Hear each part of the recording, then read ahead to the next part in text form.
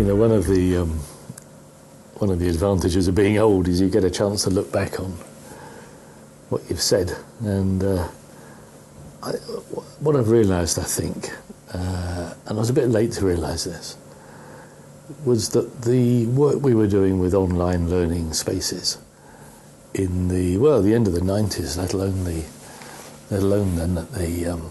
end of the 80s, let alone the 90s, the work we were doing prototyped what education was going to look like in the future.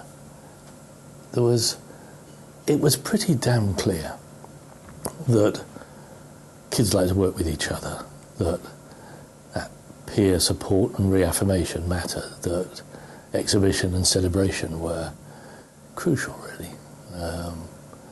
That they didn't want to stop. Once they'd got their heads down and going, that sense of immersion was pretty engaging, actually was seductive. And they didn't want to stop because it was time to go home or because it was the holidays or because it was the weekend. They were online, they were pretty immersed. And I then found myself, of course, building physical schools.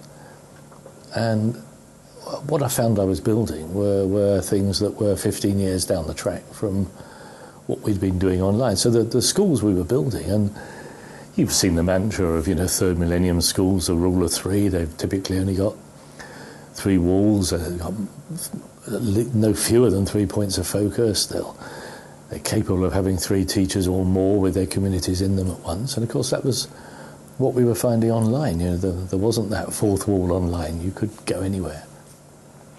And so on. So the buildings we were putting together were as engaging and seductive as the learning communities had been 10 years before. So you got this nice little model, really, that if you really want to know what education looks like 10 years out, you know that with absolute certainty today.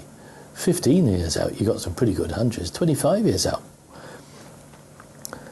you wouldn't bet the mortgage on it, but it'd be worth a flutter, So what does it look like? Well, of course, it's global.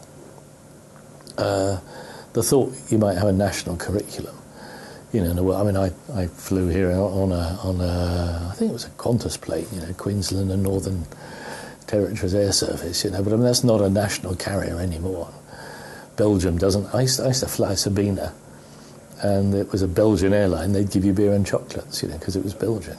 Well, they're global carriers now. There'll be global curriculum. It won't be a national curriculum. I'm sitting here with a Swiss watch on, and I don't know where my shirt was made. Shoes in Italy, I wish. But I'm sitting here, clothed in global stuff, looking at a Sony camera, sitting probably on a stool that was made in New Zealand in a room that's probably designed by a Dane. So of course we're not going to have a national curriculum, and kids want to connect. The classes we're building now, the kids are hungry to have a Skype bar in the back because a natural part of their everyday life is to talk to other children. Of course, one of the things we've learned from the online world today is there's no flipping business model. It's proper chaos. I had a conversation with Nicholas Bergstrom, set up Skype, so what was your business model there, mate? It's gone pretty well. And he said, well, we didn't really have one, but we kind of thought that when half the phone calls in the world were free, if half of them were ours, we kind of wouldn't need a business model, we'd be doing all right, And that's true of YouTube and Twitter and, so our old business models of education, won't possibly survive, of national and private provision and state intervention. You just know that's not going to be where we are, and it wasn't so long ago. If I'd have told you were going to spend more than, £5 a month on your phone bill, you'd have thought I was a fool, because that was, you had a phone screwed to the wall and you'd phone somebody up on the off chance they were walking past the wall at the right time, and that did the job. I don't know what people watching this pay for their phone bill now, but it's significantly different to what they used to pay. And the same will be true of education. We will have multiple models of provision.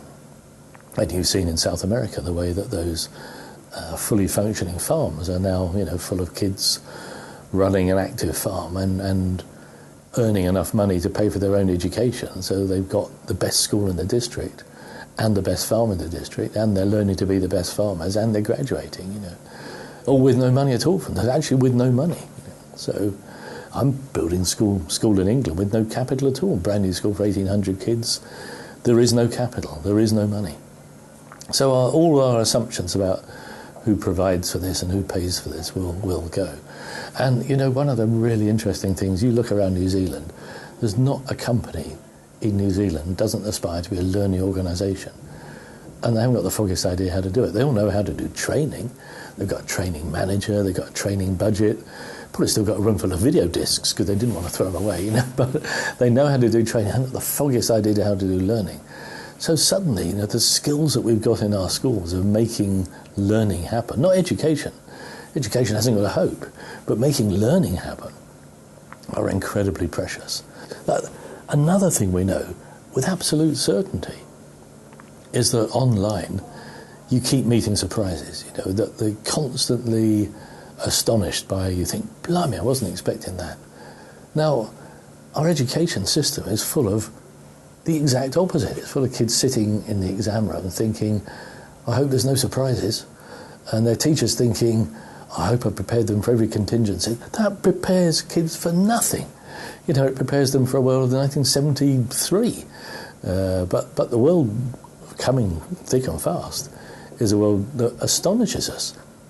Partly, of course, because technology, it's a bit like Icarus, technology lets us fly a bit nearer the edge, and damn, it goes wrong, a great example right here in the Bay of Plenty, was just the other day, an oil tanker goes aground, and it was, 3 days before people had filled in the forms and done the paperwork to start getting the oil off, That was because they'd all been trained to do that at school.